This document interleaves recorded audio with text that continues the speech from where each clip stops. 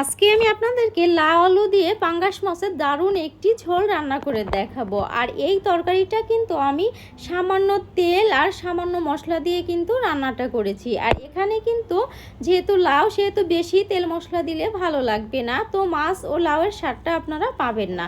তাই তো এখানে কম মশলা তেল দিয়ে রান্নাটা করতে হবে, যেহেতু পাঙ্গাস মাছে প্রচুর তেল থাকে।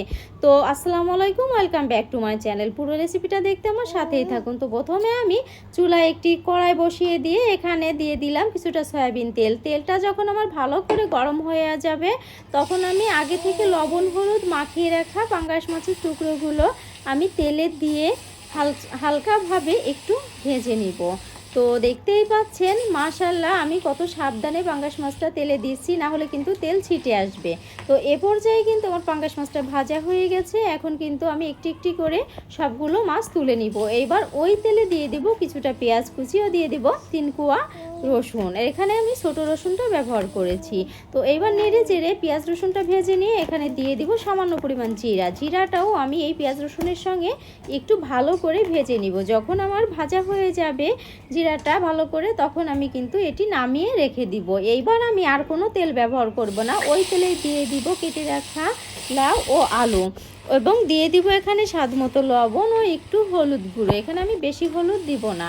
তো এ পর্যায়ে একটু লবণ হলুদের সঙ্গে লাউ আলুটা ভালো করে নেড়ে চেড়ে একটু মিশিয়ে নিব ভালো করে। যখন আমার ভালো করে মেশানো হয়ে যাবে তখন আমি দিয়ে দিব কাঁচামরিচ। আর এখানে আমি কিন্তু কোনো শুকনো মরিচ ব্যবহার করব না। আর এই লাউটা কাঁচামরিচ দিয়ে রান্না করলে বেশি স্বাদ হবে। তো এ পর্যায়ে আমি এই লাউটা কষানোর জন্য একটু ঢাকনা দিয়ে ঢেকে দিব।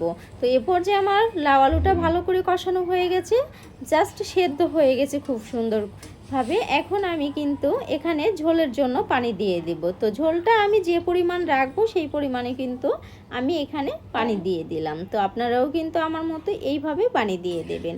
আর কষানোর জন্য যদি আপনাদের লাউটা একটু বাড়তি হয় তাহলে কিন্তু কষানোর সময় একটু পানি দিয়ে কষিয়ে নেবেন, তাহলে সেদ্ধটা কষানোতেই সুন্দর হয়ে যাবে। তো এ পর্যায়ে যখন আমার তরকারিতে একটু বলক চলে আসবে তখন আমি ভেজে রাখা পাঙ্গাস মাছের টুকরোগুলো ঝোলের উপরে দিয়ে দিব, যাতে আমার এই মাছটা আরও সুন্দর মতো একটু সেদ্ধ হয়। তো এই পর্যায়ে পাঙ্গাস মাছের টুকরোগুলো দিয়ে আমি একটু নেড়ে চেড়ে মাছগুলো সুন্দরভাবে তরকারিতে সাজিয়ে দিয়ে তারপর ভালো করে একটু জাল করে নিব।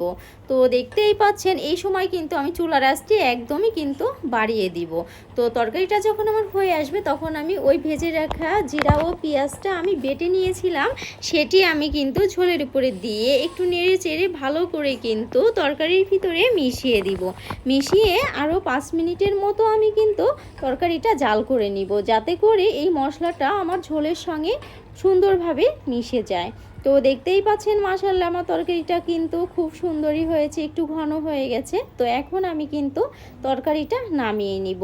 তো জাস্ট এই তরকারির স্বাদটা যদি পেতে চান তো অবশ্যই কিন্তু আমার এই রেসিপিটা ফলো করে এই রান্নাটা কিন্তু অবশ্যই করবেন। তো ভালো থাকবেন, সুস্থ থাকবেন, আল্লাহ হাফেজ।